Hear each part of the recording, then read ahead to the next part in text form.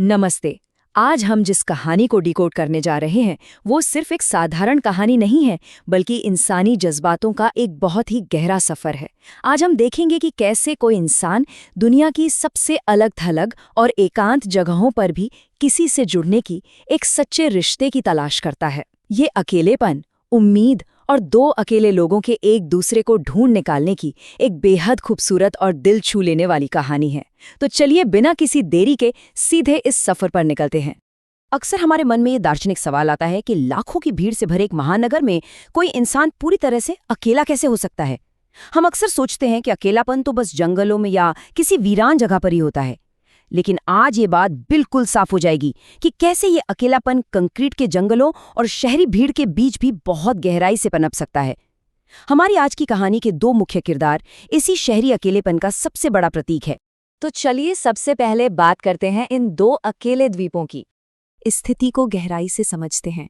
यहाँ दो अलग अलग तरह के द्वीपों का बहुत ही सटीक और प्रतीकात्मक उदाहरण है।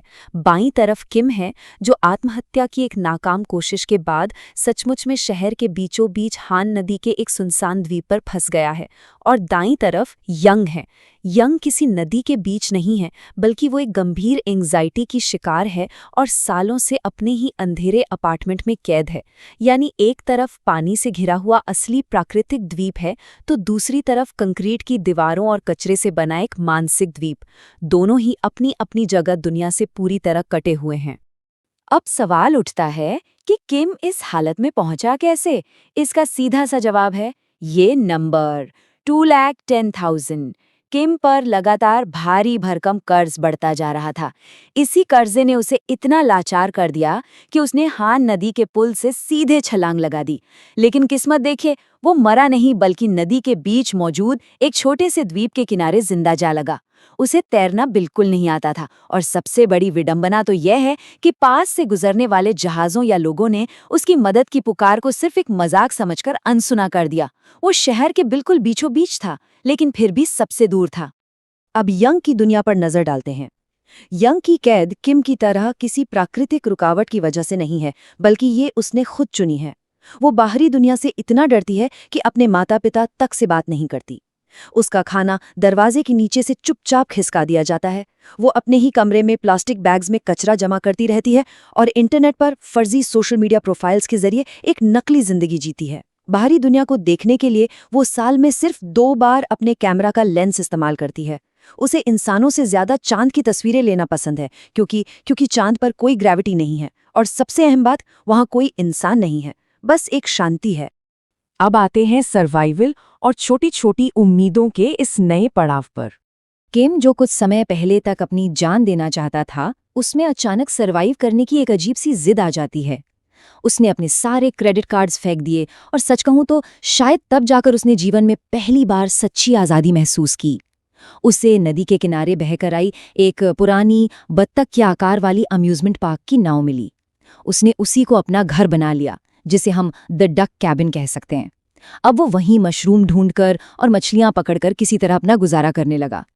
और ये बहुत ही शानदार तरीके से दर्शाता है कि कैसे एक छोटी सी चाहत किसी को क्या कुछ करने पर मजबूर कर सकती है।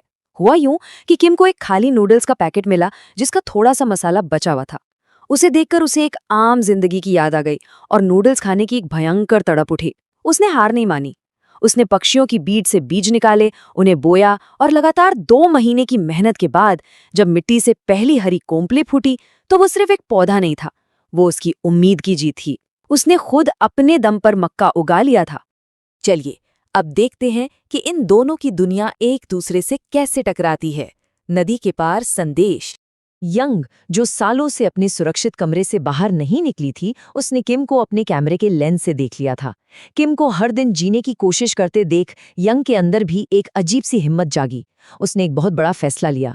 वो अपना डर छुपाने के लिए एक हेलमेट पहन के बाहर निकली और एक कांच की बोतल में हेलो का संदेश लिखकर पुल से सीधे किम के द्वीप की तरफ फेंक दिया। एक अनजान इंसान के लिए अपनी बरसों पुरानी कैद तोड़ना, यकीन मानिए, ये कोई छोटी बात नहीं थी।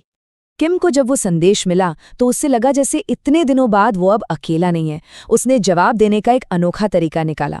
उसने द्वीप की रेत पर बड़े बड़े अक्षरों में लिखा, हाउ आर यू, और बस यहीं से उनके बीच एक बहुत ही गहरा खामोश रिश्ता शुरू हो गया। दोनों ने कभी एक दूसरे का चेहरा नहीं देखा था, कोई बातचीत नहीं की थी, लेकिन इस छोटे से संपर्क ने दोनों को एक सच्चा दोस्त और जिंदगी जीने का एक नया मकसद दे दिया था। और अब कहानी का सबसे दिलचस्प मोड़, नूडल का चमत्कार। यहाँ जो बात सबसे ज्यादा दिल को छूती है वो ये है कि यंग असल में किम की मदद करना चाहती थी। उसने काफी पैसे खर्च करके एक डिलीवरी वाले से द्वीप पर पके हुए नूडल्स भिजवाए, लेकिन किम ने वो नूडल्स लेने से साफ मना कर दिया। क्यों? क्योंकि नूडल्स को खुद उगाकर खाना ही अब उसकी आखिरी उम्मीद थी, उसका इकलौता सपना था। अगर वो बनी बनाई चीज ले लेता तो उसका वो मकसद ही खत्म हो जाता। और सबसे खूबसूरत बात यह है कि जब डिलीवरी वाले ने वापस जाकर यंग को ये बात बताई तो वो किम की इस भावना को बिना कुछ कहे पूरी तरह समझ गई। आखिरकार किम की वो जी तोड़ मेहनत रंग लाई। उसने अपने उगाए हुए मक्के को पीसा, आटा बनाया, उसकी पतली पट्टियां काटी और अंत में उसमें वो नूडल्स का बचा हुआ पवित्र मसाला मिला दिया। जब उसने उस नूडल्स की पहली बाइट ली तो वो अपने आंसू नहीं रोक पाया। ये सिर्फ एक खाना नहीं था, ये उसकी आखिरी उम्मीद की जीत थी। और मजेदार बात यह है कि किम की इस कामयाबी को अपने कैमरे से देखकर यंग इतनी ज्यादा प्रेरित हुई कि उसने भी हिम्मत करके अपनी माँ से मक्के के बीज मंगवा लिए ताकि वो अपने कमरे के अंदर ही एक छोटा सा गार्डन शुरू कर सके।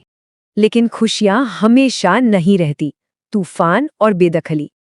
अब जरा सोचिए, जिन सुरक्षित जगहों को इतनी मेहनत से अपना आशियाना बनाया गया हो, जब वो पूरी तरह से छिन जाती हैं तो क्या होता है? ये सवाल कहानी को उसके सबसे डरावने और इमोशनल मोड़ पर ले जाता है। एकदम से घटनाओं का एक ऐसा चक्र चलता है जिसने दोनों की दुनिया उजाड़ दी। हुआ यूं कि जब किम ने रेत पर लिखकर पूछा कि यंग आखिर है कौन, तो वो बुरी तरह घबराकर छिप गई। उसी समय इंटरनेट पर यंग की फर्जी प्रोफाइल का सच भी सामने आ गया और उसे गालियां पड़ने लगी, जिससे वो पूरी तरह टूट गई। और किम की दुनिया में एक बहुत ही भयानक तूफान आया जिसने उसका डक कैबिन और सारी फसलें तबाह कर दी, और जो कसर बची थी वो सरकारी एजेंट्स ने पूरी कर दी। उन्होंने किम को उस द्वीप से, जो अब उसका इकलौता घर था, जबरदस्ती बेदखल कर दिया। सब कुछ बिखर गया। बेदखल होने से ठीक पहले किम को ये लगा कि उसके उस अनजान दोस्त ने भी उसे छोड़ दिया है, क्योंकि बॉटल आना बंद हो गई थी।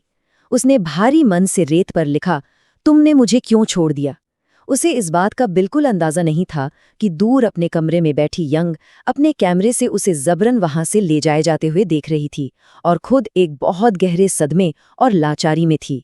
दोनों ही इस वक्त पूरी तरह बेबस थे। आखिरी और सबसे अहम हिस्सा, आखिरकार एक जुड़ाव।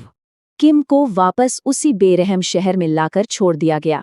वो पूरी तरह टूट चुका था और उसने एक बार फिर अपनी जान देने का फैसला किया। वो एक ऊंची इमारत की तरफ जाने के लिए बस में चढ़ गया, लेकिन यंग, जो उसे लगातार अपने कैमरे से देख रही थी, उसने ठान लिया कि वो किम को मरने नहीं देगी। उसने अपनी बरसों की कैद को तोड़ा, अपना वो हेलमेट जो उसकी सुरक्षा का सबसे बड़ा कवच था, उसे घर पर ही छोड़ दिया और पागलों की तरह बस के पीछे शहर की सड़कों पर दौड़ पड़ी। यंग भागते भागते थक चुकी थी और बस तक पहुंचने में नाकाम हो रही थी। वो बस हार मानने ही वाली थी कि तभी मानो कोई चमत्कार हो गया। पूरे शहर में एक सिविल डिफेंस का सायरन बज उठा। इस सायरन की वजह से पूरा शहर और वो बस जहां की तहां रुक गई। ये एक ऐसा जादुई पल था जिसने यंग को अपनी आखिरी बची हुई हिम्मत जुटाकर उस बस के अंदर पहुंचने का एक आखिरी मौका दे दिया। बस के अंदर जाकर वो हाफते हुए किम के पास खड़ी हुई। किम उस अनजान लड़की को इस तरह देखकर हैरान था। और तब कहानी का वो सबसे खूबसूरत पल आया, जहां यंग ने अपने बरसों के डर और झिझक को तोड़ते हुए कहा, मेरा नाम यंग है। किम को ये समझने देर नहीं लगी कि ये वही उसकी अनजान दोस्त है। उसके थके हुए चेहरे पर एक सुकून भरी मुस्कान आ गई। जब बस दोबारा चली तो यंग का हाथ किम के हाथ में था। दोनों को आखिरकार एक दूसरे का साथ मिल गया था। ये कहानी हमें बहुत कुछ सोचने पर मजबूर करती है। ये आखिरी सवाल अपने आप में बहुत गहरा है। अगर दो लोग जो पूरी तरह से अलग थलग द्वीपों में थे, एक भौतिक तौर पर और एक मानसिक तौर पर, अगर वे अपने अकेलेपन को चीर कर एक दूसरे को ढूंढ सकते हैं, तो हमारी अपनी जिंदगी में ऐसा क्या है जो हमें दूसरों से जोड़ता है? किम और यंग का ये सफर सिर्फ सर्वाइवल की कहानी नहीं है, बल्कि इंसानी जुड़ाव की असली ताकत को दर्शाता है। ये हमें याद दिलाता है कि भले ही हालात कितने भी बुरे क्यों न हो, उम्मीद और एक सच्चे दोस्त की आवाज हमें वापस जिंदगी की तरफ खींच ही लाती है। इस गहरे विचार के साथ आज का ये विश्लेषण हम यही समाप्त करते हैं। साथ जुड़ने के लिए बहुत बहुत धन्यवाद।